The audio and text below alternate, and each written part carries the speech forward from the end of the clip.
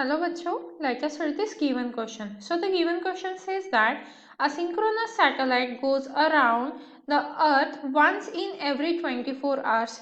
What is the radius of the orbit of the synchronous satellite in terms of earth's radius? And उसके लिए हमें कुछ given data है, जैसे mass of the earth हमें given है, देन रेडियस ऑफ अर्थ हमें given है, यूनिवर्सल ग्रेविटेशन कांस्टेंट की वैल्यू भी गिवन है। देखिए हमें क्या बोला जा रहा है, एक सैटेलाइट है जो अर्थ के अराउंड मूव करता है, ठीक है। तो उसका टाइम पीरियड क्या दिया है हमें 24 आवर्स, तो ये हमें टी की वैल्यू दे दी है 24 आवर्स, ठीक है। अब हमसे बोला गया है कि ये जो ऑर्बिट है जो अर्थ के अराउंड रिवॉल्व हो रहा है उसके ऑर्बिट के रेडियस की वैल्यू हमें यहाँ पे बतानी है, ठीक है। और वो भी कैसे, in terms of radius of earth, इस टर्म्स में हमें बतानी है। तो देखिए टाइम दिया है यहाँ पे, तो टाइम का ही फॉर्मूला देख लेते हैं। टाइम का फॉर्मूला क्या होता है, twice by R upon orbital velocity. अब ऑर्बिटल वेलोसिटी क्या होती है, twice by R upon under root of G M upon R. तो यहाँ पे हमें क्या मिल जाएगा, twice by R S to the power 3/2 and divided क्या मिल जाएगा हमें यहाँ पे रूट जी एम मिल जाएगा। अब अगर मैं t का स्क्वायर कर दूं तो यहाँ पे क्या मिलेगा मुझे 4 पाई स्क्वायर, और यहाँ पे आ जाएगा आर क्यूब, अंडर रूट हट जाएगा तो ये आ जाएगा जी एम। ओके, ये एम क्या है, मास ऑफ अर्थ है, ठीक है। और आर क्या है हमारा, radius, orbital radius, orbital radius जिसकी वैल्यू हमें फाइंड आउट करनी है। तो अब हम ये ऑर्बिटल वेलोसिटी जो है वो फाइंड आउट कर लेते हैं। ये हो गई हमारी ऑर्बिटल रेडियस हो गई, सॉरी ऑर्बिटल वेलोसिटी नहीं, ऑर्बिटल रेडियस। तो ये ऑर्बिटल रेडियस हम फाइंड आउट कर लेते हैं, सबकी वैल्यू सब्स्टिट्यूट कर देंगे यहाँ पे, ठीक है।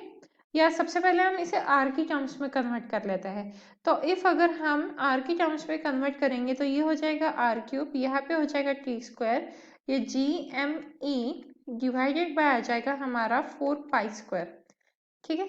अब क्योंकि हमें r की वैल्यू चाहिए तो r इज इक्वल टू हो जाएगा हमारा T square G M E and divided by क्या आ जाएगा यहाँ पे 4 पाई स्क्वायर एंड इसका 1/3 दैट मीन्स क्यूब रूट, ठीक है। अब क्या करेंगे, हम वैल्यूज को सब्स्टिट्यूट करेंगे। ये देखो 24 आवर्स है, तो यहाँ पे 24 इंटू क्या करना पड़ेगा 60 दैट इज मिनट्स, एंड ये हो गया 60 सेकेंड्स। तो हमने टाइम को सेकेंड्स में कन्वर्ट कर दिया। बाकी वैल्यूज तो हमें दी गई है, जैसे mass of the earth, radius of the earth, universal gravitational constant, ये सभी वैल्यूज हमें दी गई है। तो अब हम क्या करेंगे, सिंपली वैल्यूज को सब्स्टिट्यूट कर देंगे एंड आंसर फाइंड आउट करेंगे। तो यहाँ पे वैल्यूज को सब्स्टिट्यूट करते हैं, ये हो जाएगा 24 इंटू 60 इंटू 60 इसका स्क्वायर, ठीक है। अब g की वैल्यू क्या होती है हमारी 6.67 इंटू 10⁻⁻11। इसके बाद me मतलब मास ऑफ द अर्थ वो दिया है हमें इंटू 5.98 इंटू 10⁻24। इन सब का क्या आ जाएगा, क्यूब रूट आ जाएगा 1/3, पावर आ जाएगी, डिवाइडेड बाय क्या हो जाएगा यहाँ पे 4, और पाई की वैल्यू डाल देंगे 3.14 उसका square.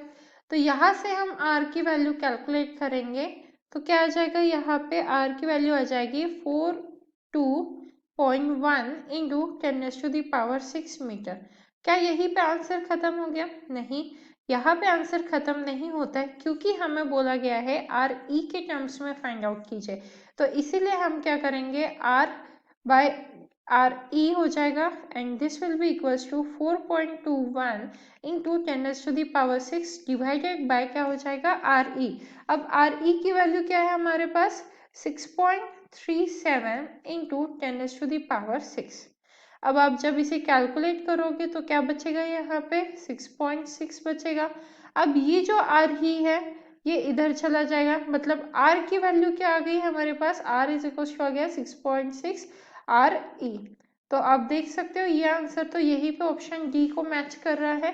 That means the correct answer for this question is option D, and I hope you understood it well. All the best.